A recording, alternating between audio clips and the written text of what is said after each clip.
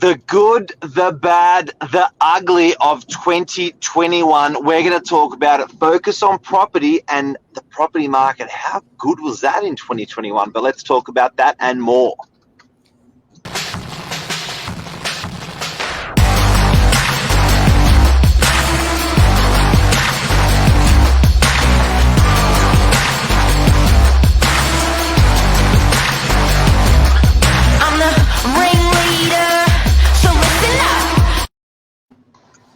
Mr. Novak, good morning. How are you?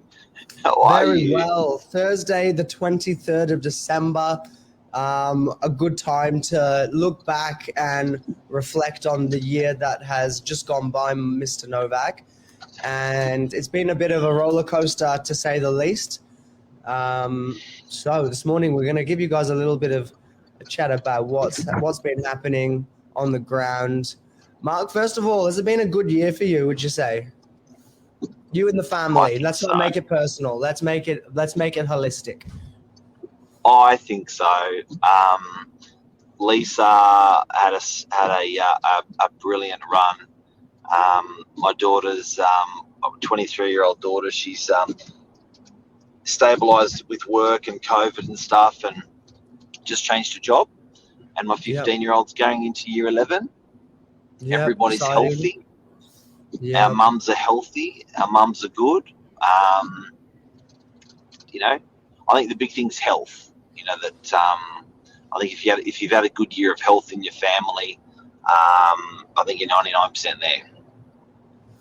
Yeah, well, that's it. I think even more so than ever, these things become a little bit more prevalent, and people have probably had more time to think about, things like your health, things like your well-being and relationships at home and all of these different things. So it's quite interesting now. It's actually, we're coming into, fingers crossed, hopefully not, but maybe a worse period of this whole COVID thingy that we shouldn't talk about, thou who shall not be named. How'd you go? Yeah, good. I think for most of us, I say most of us lucky enough to be in a job that you're working through the last year or two. It's just been a head down, bum up kind of year for the most part. I think that you look at what you're doing, and being busy makes the time go faster. It's a good distraction from everything happening. So yeah, look, it's been a good year. It's been a positive year in many ways, work-wise, home and family-wise, all good. So, yeah, can't complain. You've really established yourself? I'd like to think so. I think I came back to Australia about 4 years ago to the day, almost. So it's nice to be able to have come back from the UK, and I basically left my whole life there. So you accumulate your possessions as you go, and I sort of came back to Australia with nothing. Not nothing, but nothing. So I feel pretty shirt set. On your back. Yeah, look, essentially, shirt on my back, heart on my sleeve.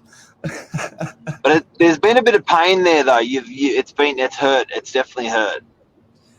For sure, there's been moments where it has been hard, and I think it's a combination of many things, and it's just trying to get on top of them and not let things, weigh too heavily, and weighing in the things that deserve it is probably the challenge of that sort of balancing thoughts, I guess. But I don't know how to say that. It's not a bad thing. It's a good thing, I think. So yeah, personally, it's been a very good year. Work-wise, I think it's been a very good year. So it's been just over a year doing sales, Mark, with yourself and the team, and we've sold 20, 30 properties together, residential. We've sold 10, 20 commercial properties together. We've done all sorts, which has been great. So it's been a big year full of learning. been a bit of pain there with some sales guys going. The old Angelo, the old Michael Burgio. That sucked for 2021, but also good. Like it's been the younger folk in the business are pushing through pretty hard.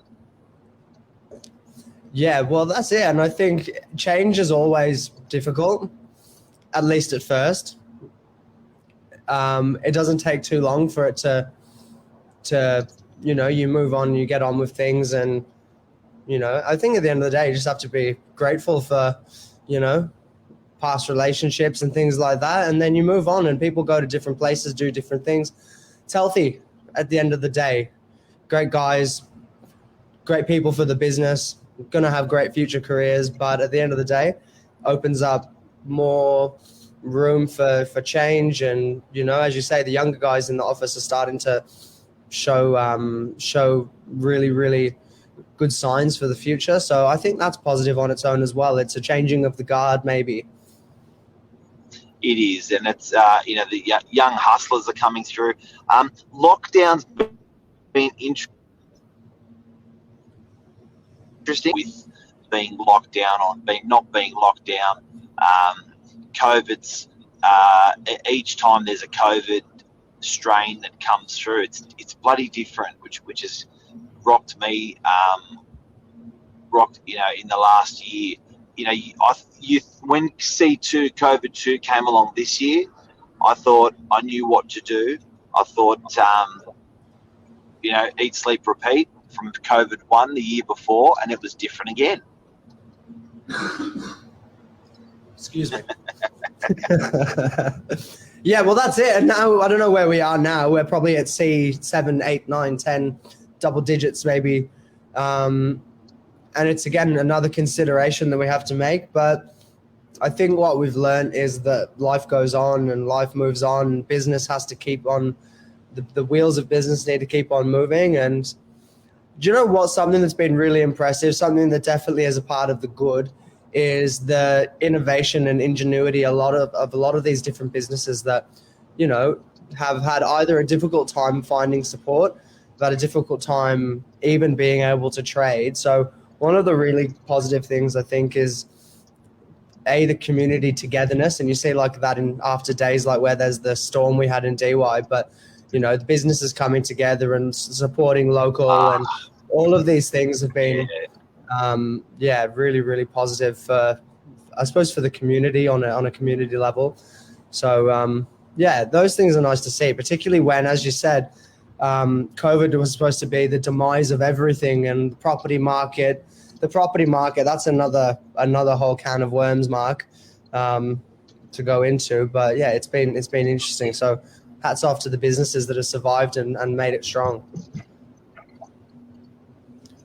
COVID's been kind to property in 2021, a lot kinder than when we thought it extended itself in 2020. It really extended itself in 2021. So it was kind. It's interesting actually seeing a lot of stuff. Everything's worth more in this last round in 2021. Timber's worth more. Electricals are worth more. Cars are worth more. Properties are worth more. Inflation just sort of took everything next level. Just want to say good morning to Luke Moroney.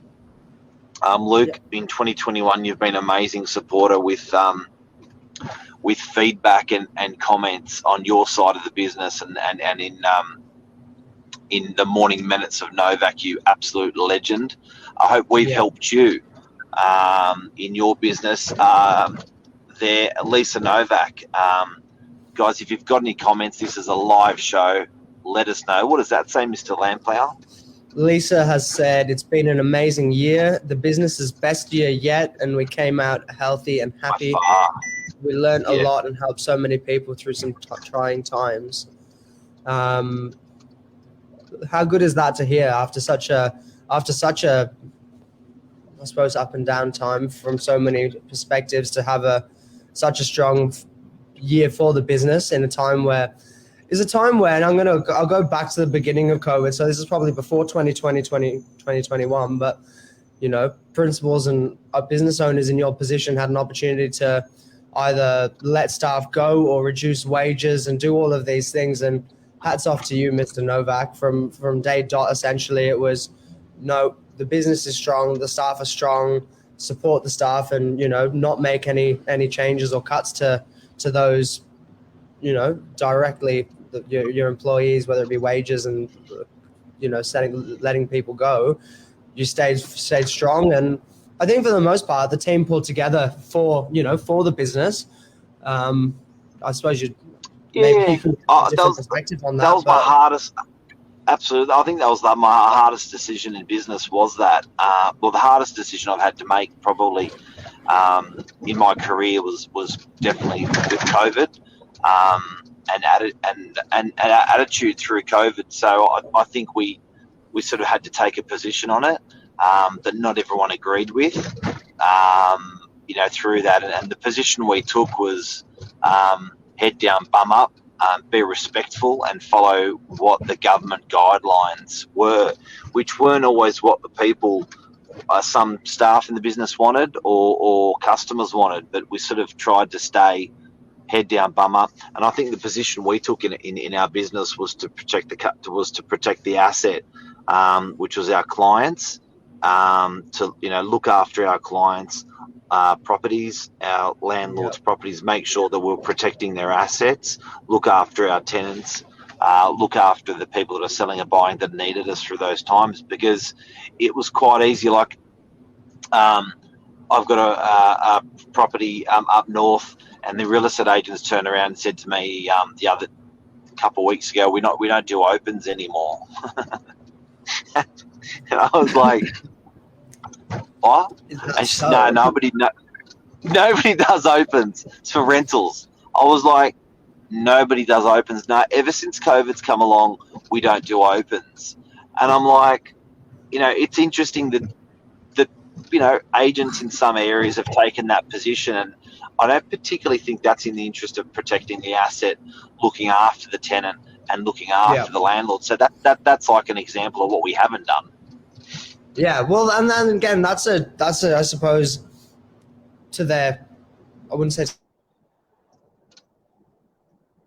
their credit, but everyone has pivoted in a slightly different way, and businesses have taken slight turns from what have been traditional norms. And that was one of our stances, that maybe whilst open homes weren't running, we were more available than ever to show properties though. And I think that's quite a big thing for people, particularly landlords, as you say, where there is all of this difficulty in the timing with, what's happening to my asset. You might have an investment property that's vacant at the beginning of COVID with looking like no aspiration to get a tenant in there. As a managing agent, and this is the holistic approach you see it from, you don't just see one property, you see the whole rent roll, getting tenants in there, keeping owners happy, trying to maximize their returns. It's not been easy, and there is a lot of pressure on that, particularly when you're going through these unprecedented times. So that was something that was really big, and I think that'll come back to you in droves in the future, by the support that was offered, which, I know everyone would have in their own way, but it was an impressive sort of way of going about things. And I must say, the team came together.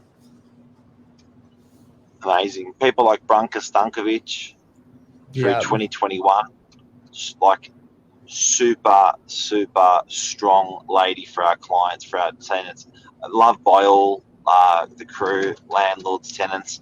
She did an amazing job through 2021. Good morning to Rick O'Sullivan, you legend, great client. Bought and sold, and what else we're going to do? I think that's it for 2021. And let's have a fun 2022, dude. Can I give you know what my ethos is for for next 12 months? What's that? Just get shit done. Get shit done and have fun. Just get it done. There are so many reasons you look for an excuse that it cannot be done, and it just can be. And I know at the moment people are looking for excuses, they're particularly cancelling their family holidays for whatever reason that may be. And it's like, you know what? You can do it. You can do it. I had a bit of a sensitive conversation with a client yesterday, and and her 80-year-old mum and stepdad are unwell up in Queensland with COVID, and it is the most, for her mum at that age, it's the most beautiful time of the year. Christmas means so much to her mother. And I said, you know what, have a good think about it. I said, because you may step into the storm and just spend time with them, yeah, come out the other end. Because technically she should just sort of, anyway. I won't go into that. That's a dangerous conversation to have. You're dying over there, buddy. You're coughing. You've disappeared. Anyway. Apologies. Sorry, just had to just helping a client there for a second. No worries. So I just cut into you there, Mark. Take care. Have a great day. 2021. Anything else you want to say on the way out?